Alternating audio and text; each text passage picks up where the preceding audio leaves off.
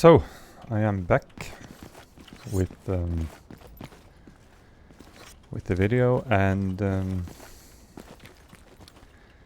I don't have a major topic today. I'm just gonna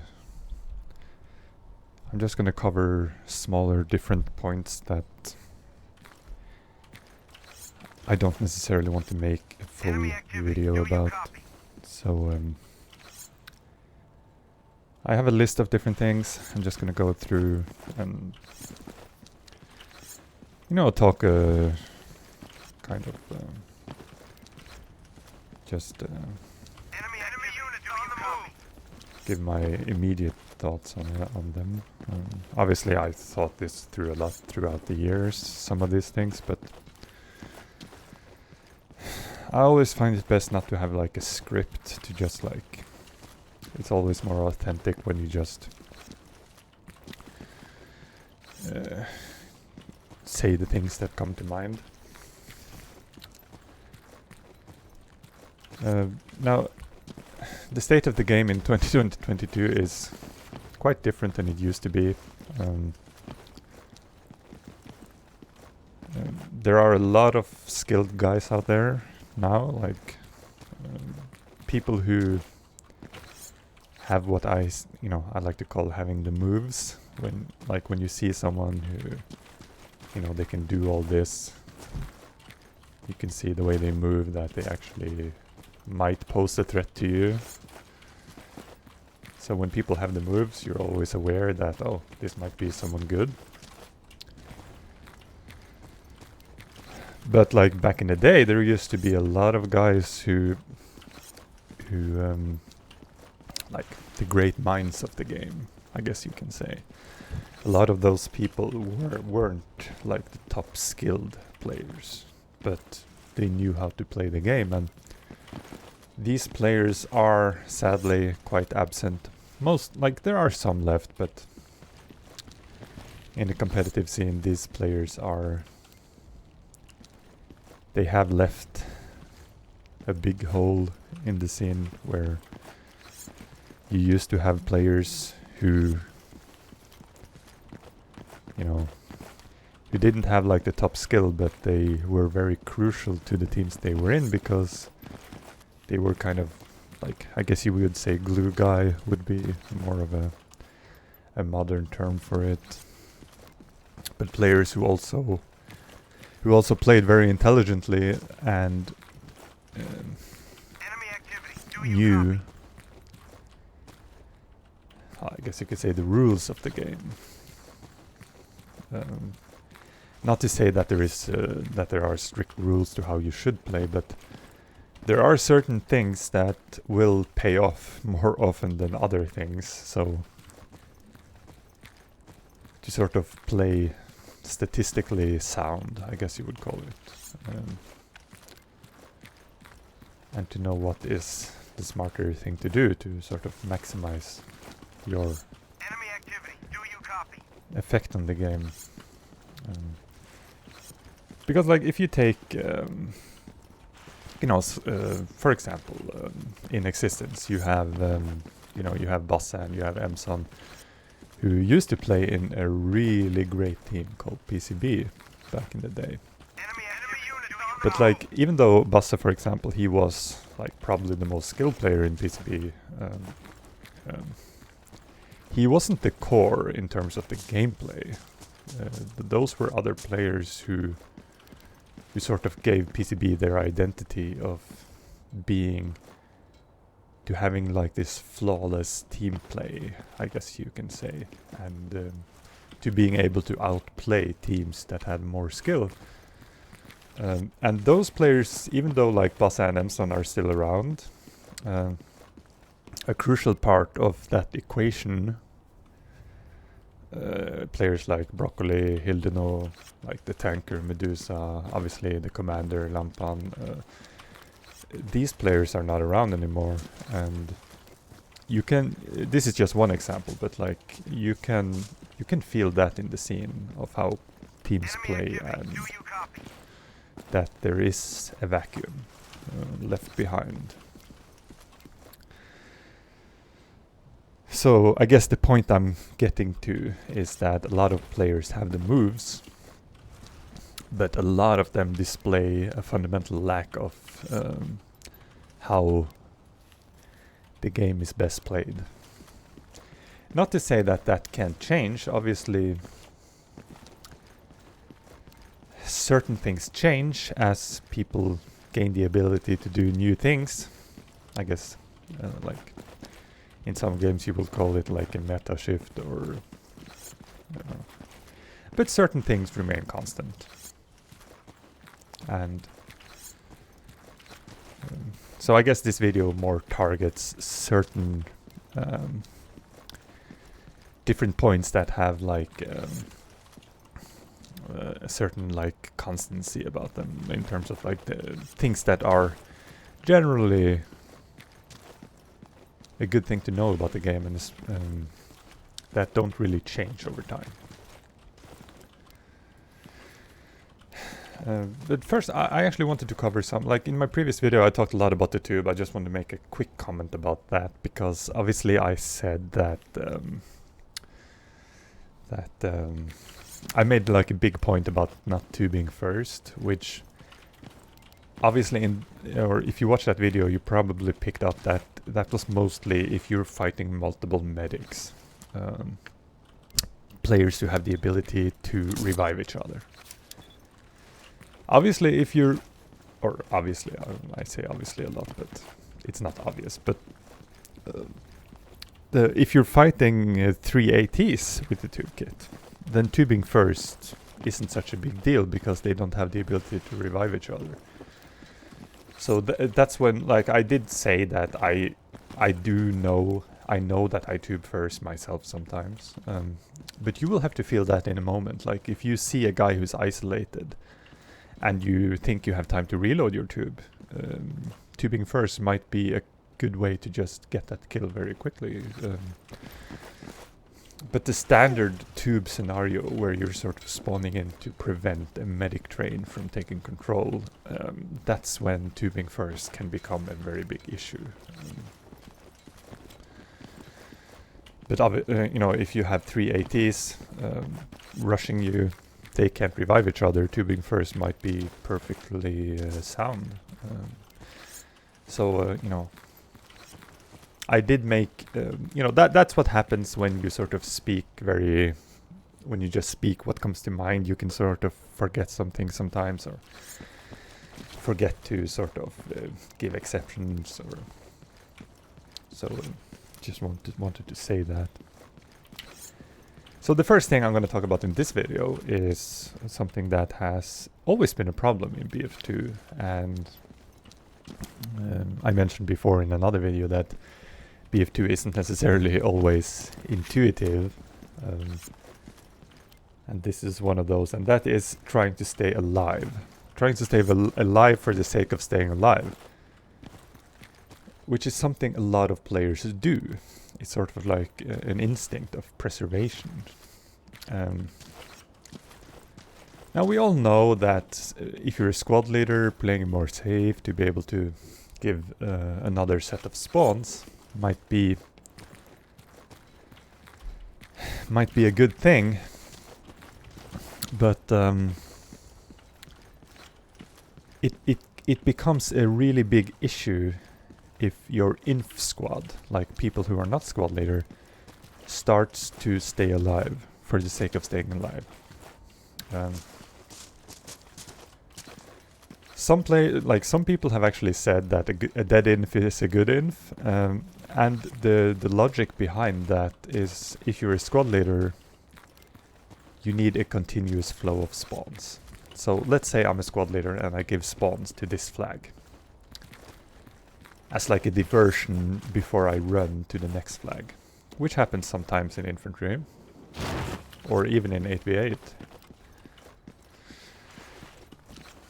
I'm gonna need those guys to commit fully to that flag and to die, because when I get over here and that diversion, if it was a diversion, let's say if they get that flag, that's another thing. Like if they actually commit to the flag and they get it, then that's understandable. Like they sort of succeeded, but if they have no chance of getting it, if it's just a diversion, them trying to stay alive for the sake of staying alive is really bad, because when I get, as a squad leader, if I get to this flag, I'm gonna need them to respawn on me.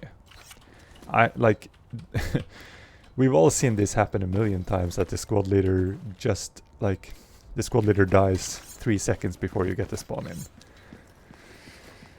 So a lot of times as inf, it is really useful if you commit 100% immediately, so that you die in time to respawn on the squad leader in a better position, 20 seconds later. 20 seconds after you first spawn here. So when infantry players who are not squad leader, start instinctively preserving their own life for no reason, then that becomes a fundamental issue. And then they have, from a competitive point of view, they have a problem with their game at that point. That's going to spread to the entire. That's going to affect how the entire team works and functions and operates. So as an inf player, preserving your own life is irrelevant. It's completely irrelevant. And I learned this very well when I started playing, because in my first year of competitive play, a wise old veteran of the game told me that he gave me a clear instruction that you are gonna go to flag and you're gonna either get the flag or you're gonna die in the flag zone. There is no gray area. Like, he told me that very strictly and very you're gonna die in the flag zone or you're gonna get the flag. There is no room for anything else. Now, in 8v8 this is more of a strict rule that people should follow. In infantry there are exceptions, but especially if you're dealing with new players or players you don't really trust. Not every player has a great natural ability to make good decisions in terms of positioning and stuff like that, and how they pace themselves when they play. So even though if I had a player who had really great intuition, I might forgive him for sort of bailing the flag for a moment to achieve more than if he was just going to stay in the flag zone. It is a general rule that you commit and you die. And playing for KD, which is, people get used to doing that when they play a lot of public. And playing for KD, even in public, playing for your KD is completely incompatible with playing your best from a competitive point of view. And from a competitive point of view, your objective is to win the game. There is no direct connection between KD and how well you play in a competitive setting. Obviously, if you don't get any frags, you can conclude that you're not playing well, probably. Not necessarily, it depends a little bit on how the game unfolds. But most squad leader will prefer a player who does what is told, but gets 0 frags, to a player who gets a lot of frags and doesn't do remotely what he's supposed to. Most team leaders and squad leaders will prefer the guy who doesn't get any frags and just goes hard in on the flag and dies and occupies space and creates disruption. So playing for KD is incompatible with making the best decision to win the game. Simple as that. And this is a constant that never change.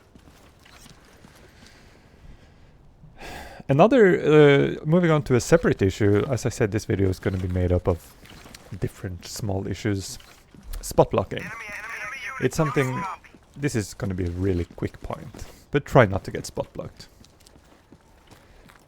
I think you can spot 5 times in a row, the 6th time you will be blocked, but if you spot 5 times in a row and if you actually get spot blocked, but you don't get, you spot one too few to get the actual spot block message, you are still spot blocked. So I spotted 5 times there, let's see. So I'm just gonna wait. I'm probably spot blocked right now. No, okay, it's probably, then it might be 6 actually, let's see. Okay, I spotted 6 times. Now I should be blocked, right? I haven't actually tested it. Okay, well, in any case, I think it's 6 times. I probably didn't spot quick enough. But that countdown timer of 30 seconds might still be waiting for you. If you spotted 6 times in a row and you didn't spot that 7th time, that countdown timer isn't gonna start until you spot one more time. So, and getting spot blocked is actually a really bad habit. Like if you get some players get spot blocked a lot, and that's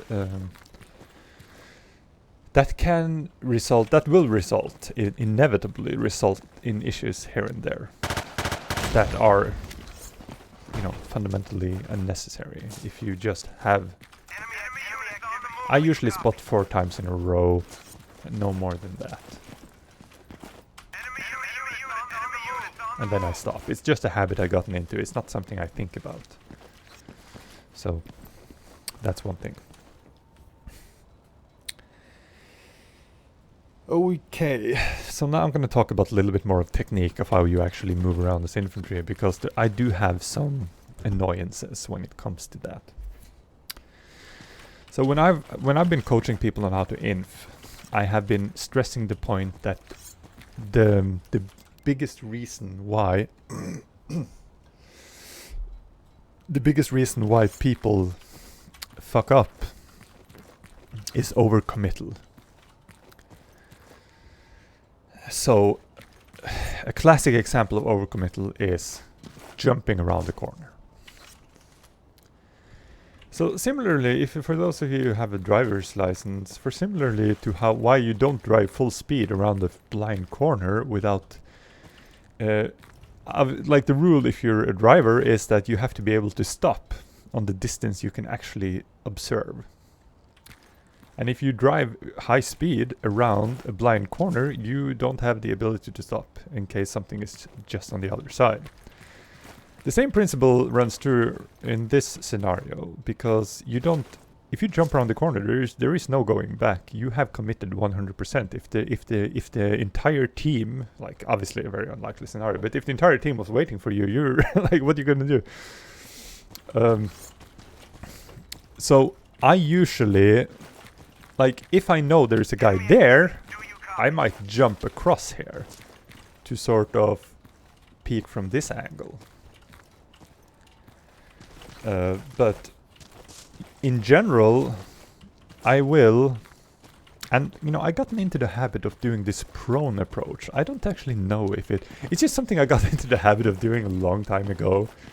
But I don't know, it sort of prepares me. It's like I'm sort of anticipating and preparing myself for if there is a guy here. But it's kind of, I don't like to, I think people should be more careful with how they commit to duels, because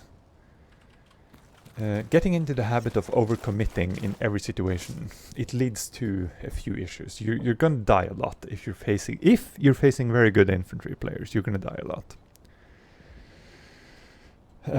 because of that. But it goes into one thing that's I'm gonna talk about in this video, which is the M16, which I was asked by someone to discuss the M16 specifically, and the AK, like when you overcommit around the corner, the AK is infinitely better in that situation because it has a better ability to recover from a bad push. Like from overcommitting an overcommitting push is much better done with an AK than with an M16.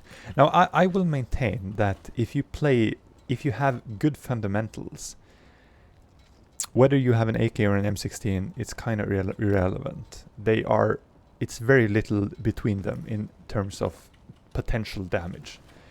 But if you don't play fundamentally sound, if you always overcommit to duels, you might find the M16 very ineffective because it doesn't have that same ability to recover in a bad situation. But like, so one of the clues to getting better with the M16 is to avoid overcommitting to bad situations where the M16 isn't gonna bail you out in the same way. So always overcommitting jumping around corners like this is a bad habit because it shows it shows a fundamental flaw in your game. The best infantry players, generally speaking, do not constantly overcommit like this.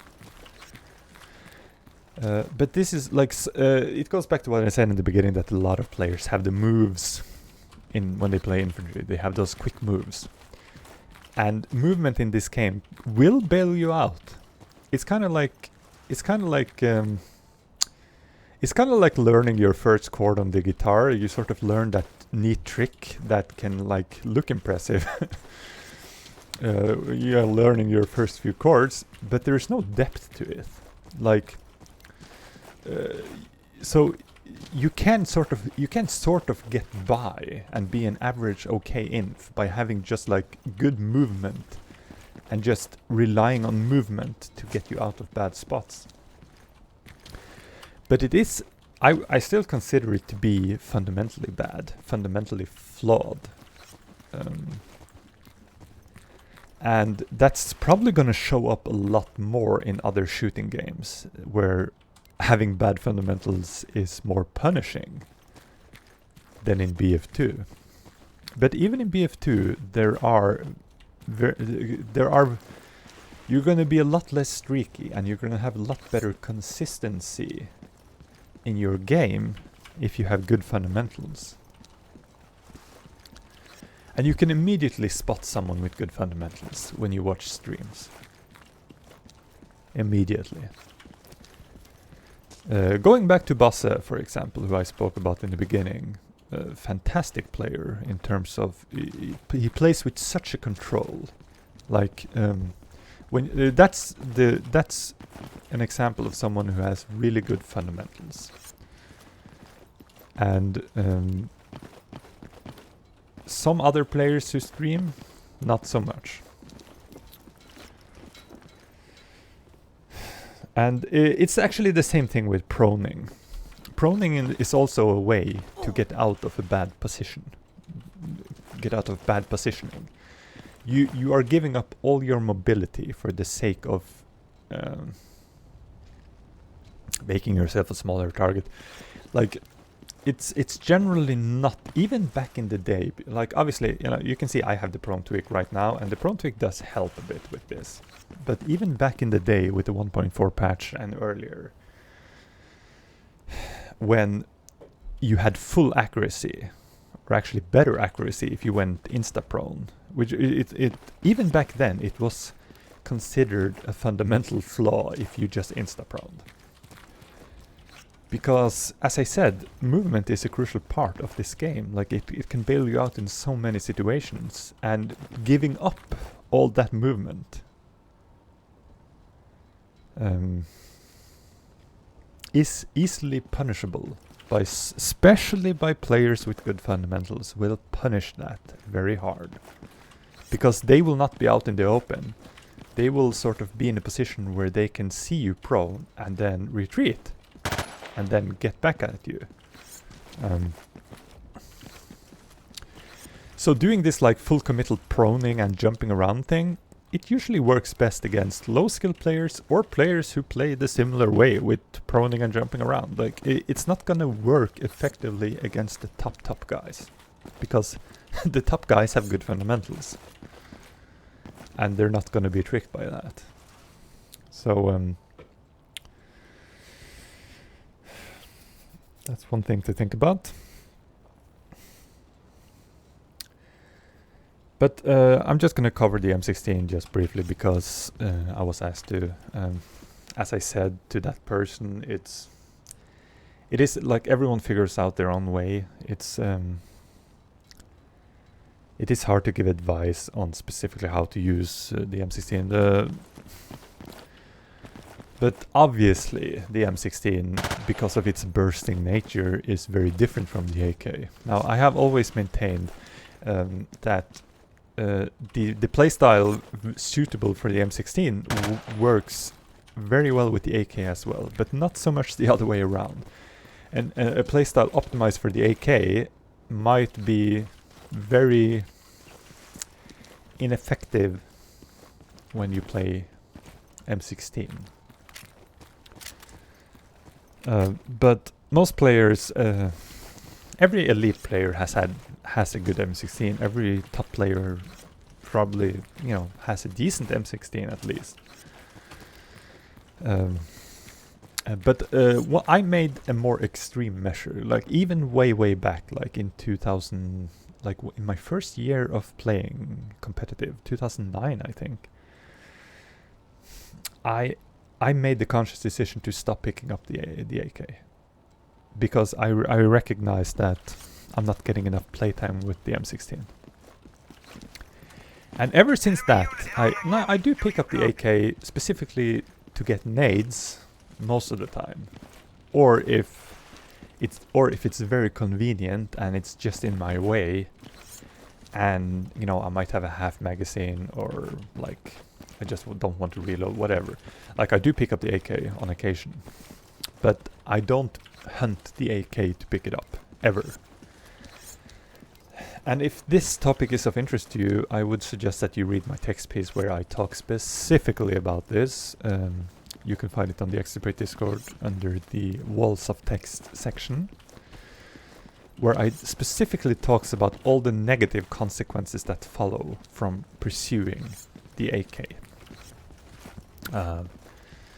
But in short, you lose a lot of time, and time is crucial in getting a kill. When you get the kill, when you win a duel, you open up a space, and you have to move into that space to make use of it. If you just stick around, the guy is going to come back to life in 15 seconds.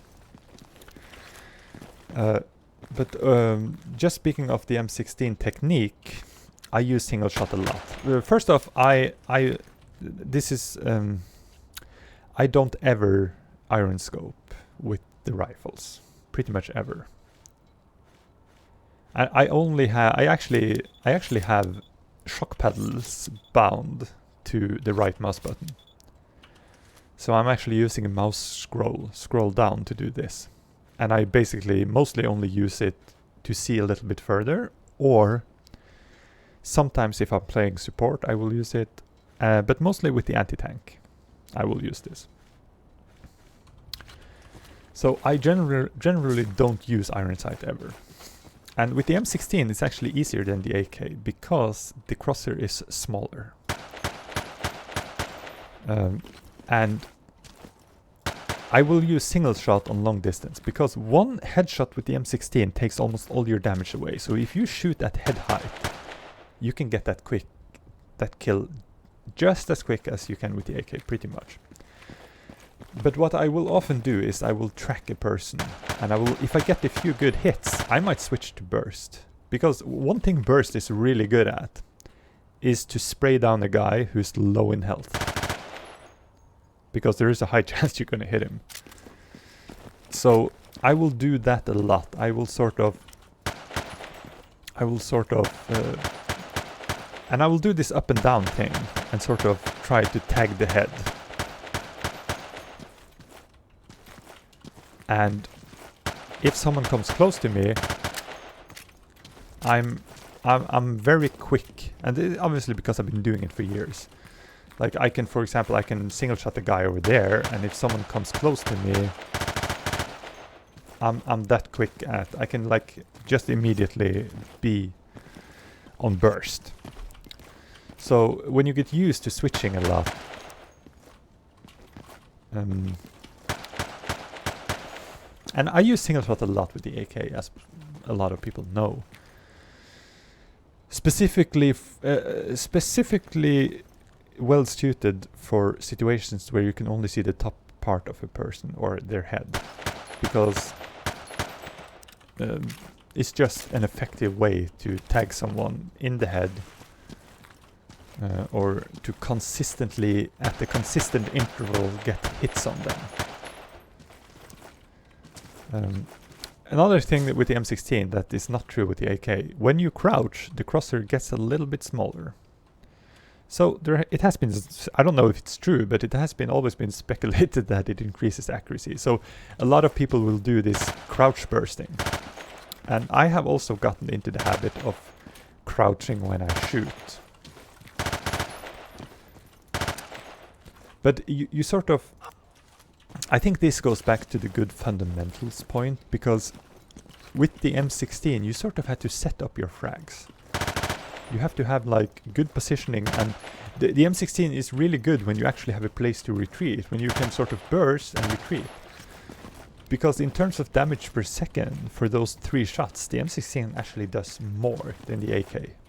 Because it doesn't have that much less damage, but it has a higher rate of fire for the 3 first shots. So if you're good at isolating opponents and sort of setting up frags in this kind of manner, the M16 can be really devastating. But you can't do the overcommittal jump in Rambo move.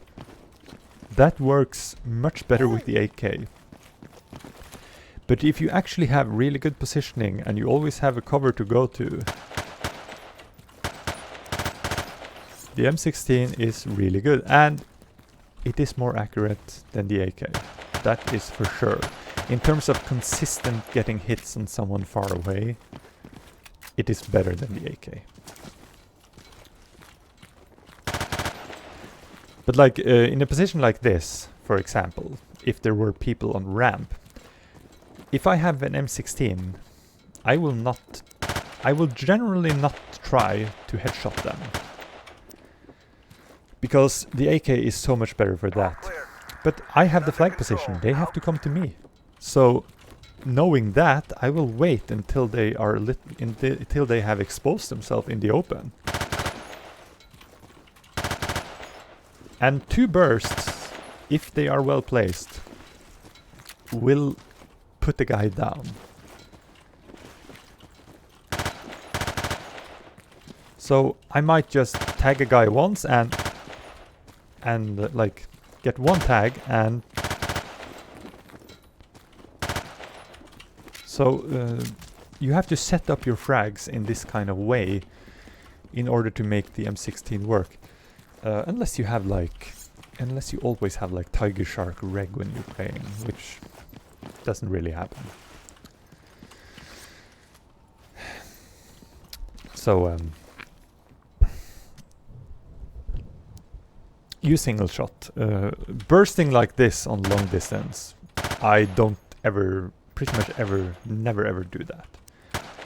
This is much more effective. Like, and you're gonna feel a lot more comfortable with the amount of bullets in your clip as well. Like, I see a lot of people just like bursting 3 bursts or 4 bursts and then reloading, because they really feel that they need every bullet with the M16. But if you actually use single shot a lot, having 20 or 15 or even 10 rounds in your magazine, you can still make use of that. Because, I mean, single shotting like this, if you're accurate with it, is so dangerous. Because 1 landed headshot puts you on like 1 bar. And this is a very accurate gun. So if you use movement, positioning and cover combined with this accuracy and the consistent, like if you have good track aim, that is so devastating. And as I said, I will often, if I get like 2 or 3 hits on a guy, I will switch to burst for the last one to just get him down. Or if I get a good burst on someone, I might just switch to single shot to sort of finish the job. So I maintain that the M16, like I probably have more playtime with the M16 than anyone, because as I said, made the conscious choice. I played this game so much, and I made the conscious choice of not picking up the AK. So when it comes to the M16, like you will not see my level drop because I don't have an AK. Like, that's not gonna happen. If anything, I might be more proficient with the M16 than the AK. Not to say that my AK is bad, but I don't think anyone touched my M16. Like, I'm just gonna say that straight away. I mean, there are lots of players who are better AKers than me, but M16, not so much.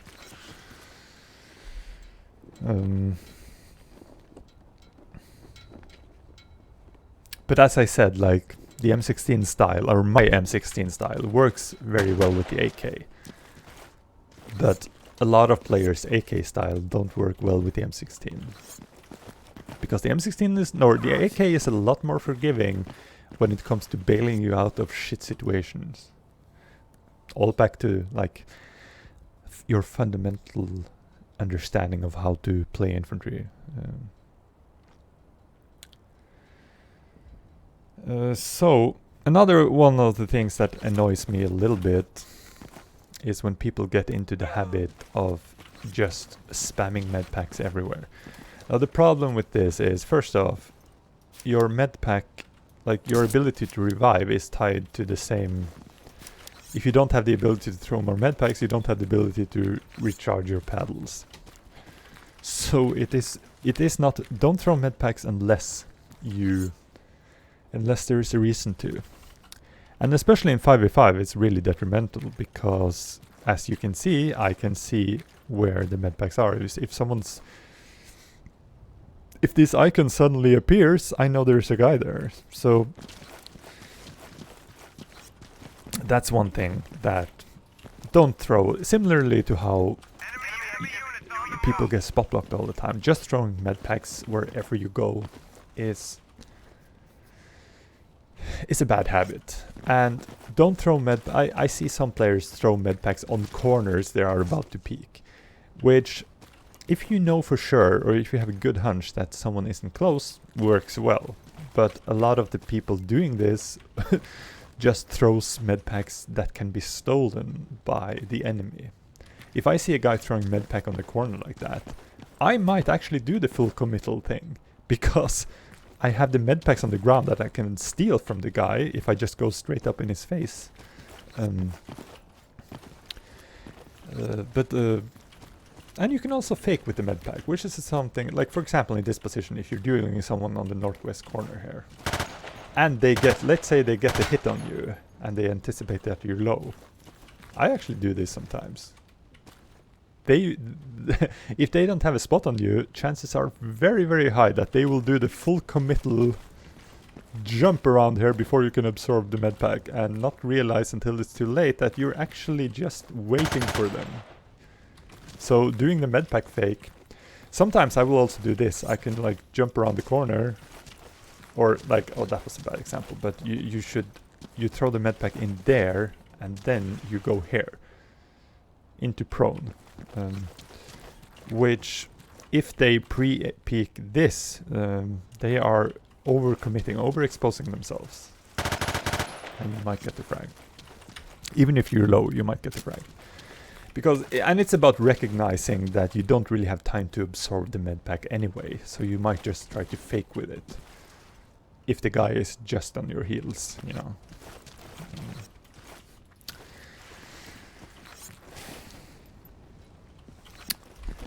So just a short point here about anticipation. So a lot of people think that FPS gaming is about pure reaction, which a pure reaction test would be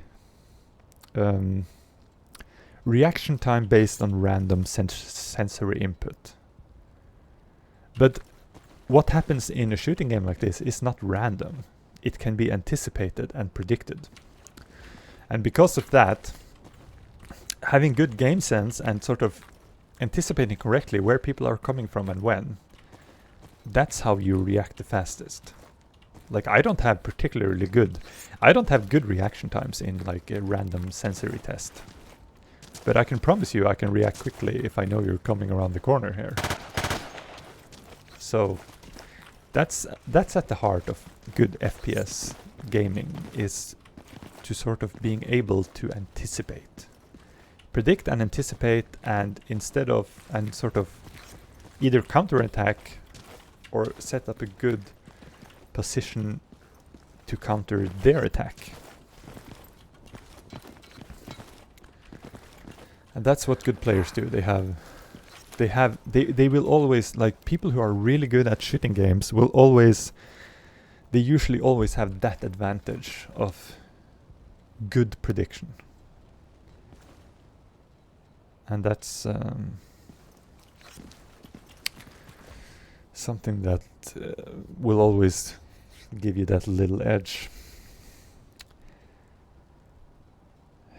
Now, another thing that a lot of players do wrong is having poor spawn discipline. This is going to be a really short point. But managing spawns is at the heart of good BF2, or good fundamental BF2. And if you're an infantry guy playing and you have squad leaders running around the map for you, have spawn discipline. That's a key skill to have for any inf player. Don't spawn in unless there is an actual reason for you to do so. This is especially true in 88, by the way, but even in 5v5, have good spawn discipline. Don't just... because spawning wrong is a mismanagement of resources, and in the long run will make your team lose more and more as the round go on. So. But now I'm going to talk about one of the big issues I have, and that is people just standing around spawn and not going flag. Now the analogy I used for this is, and I used it in the past when I talked with people, but to just illustrate how dumb it is to just get lots of frags. So I'm gonna go to this position, which some players really enjoy.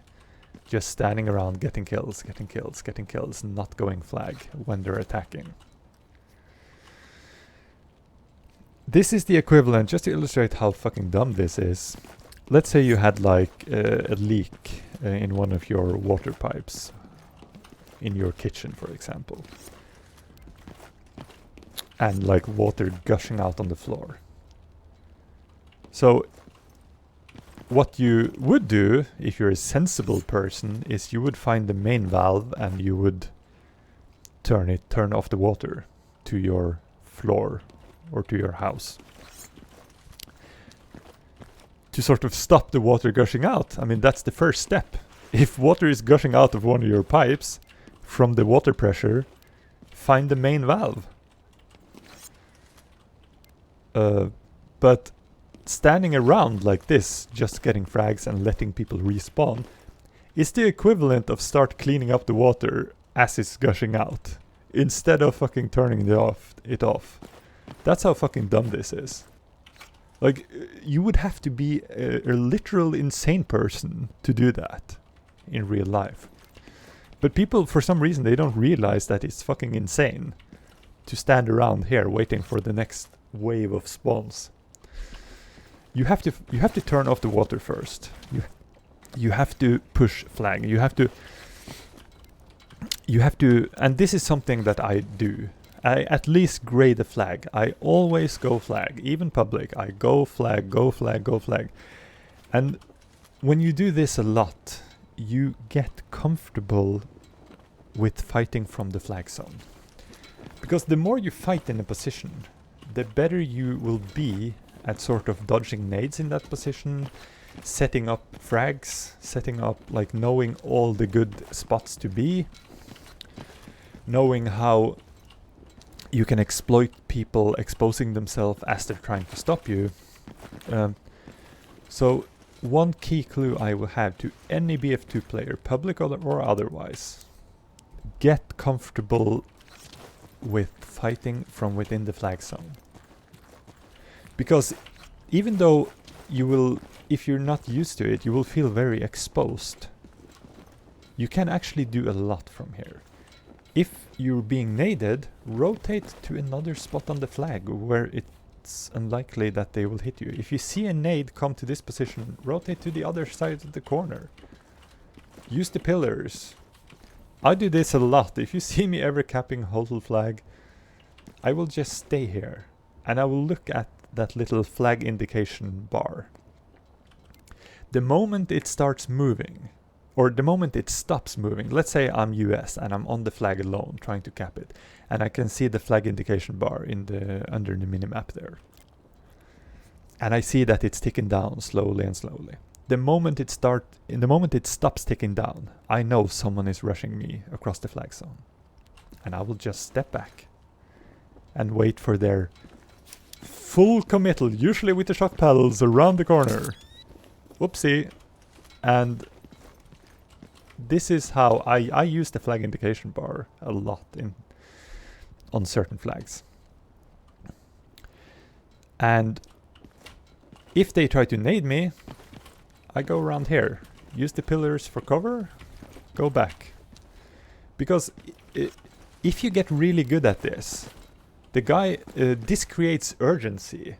The player who is trying to prevent you from capping the flag, he will eventually feel that, okay, what I'm doing right now isn't working.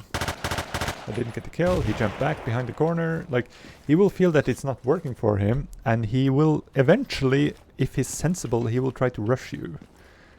And you can have a clean duel with him. Because, like, getting really good at fighting from within the flag zone, it means if you're really good at it, the other team will be forced to commit to the flag zone to stop you. So, not pushing flag, just standing around waiting to get more kills. It's literal insanity. From a competitive point of view, it is insanity. It's such a, if that is your natural style of playing, you are literally useless. You are literally, I would rather have a fucking bot, a literal bot going flag than having someone in my team who just did that. Because it is such a useless thing. Turn off the water before you start cleaning up. And a lot of times, if I see that I have the opportunity, I will try to get into flag zone, even as I'm being shot at. Because that puts the timer on them. They now feel urgency that they have to join me in the flag. And especially on a flag like this, I now have a huge advantage if they're going to cross the open field. But they will usually try to do it because they realize that they're not going to be able to... I'm just hiding on the flag here until they try to rush at me. So, similarly in Counter-Strike to when the terrorists plant the bomb, they have the advantage because the timer is no longer on the terrorists, the timer is on the counter-terrorists. Pushing flag and attacking a flag like this and start to cap it. It works in it has a very similar mechanic to it, where you're switching the urgency over to the defender. The defender, if he's here, oh shit, he made it to flag. Like, he's trying to kill you. Ah, fuck, I didn't get him. He made it to flag. Now, the defender is now the attacker. And he's outpositioned. Like, obviously, if he has nades, this nade can bail you out. Oh, I threw them a little bit high, but yeah. This nade can bail you out. But the defender of the flag is now the attacker. So the the guy attacking the flag, who is on flag, now has the advantage. Get comfortable from fighting from within the flag zone and put the time on them. Because if you're not threatening their flag directly, they have all the time in the world to defend. There is no urgency. And as I said, you kill a guy, 15 seconds later he's coming back. If you try to cap the flag from this position, you have automatically failed. Like, you might get a bunch of frags, but you're gaining nothing. You're really gaining nothing. And this is what happens when people have like 40 frags in mixes and they lose the game hard. It's because they do things like this. This is not competitive playing, because competitive means that you're actually trying to win. If you're not trying to win, you're not a competitive player. Like, get the fuck out. So, yeah, I think I made it all the way through my list now.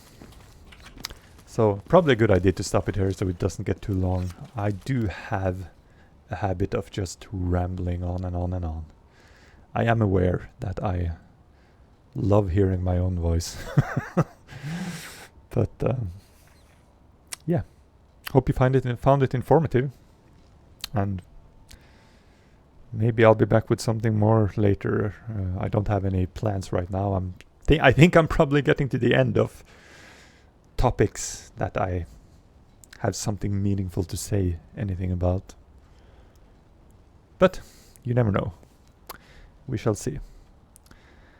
Later.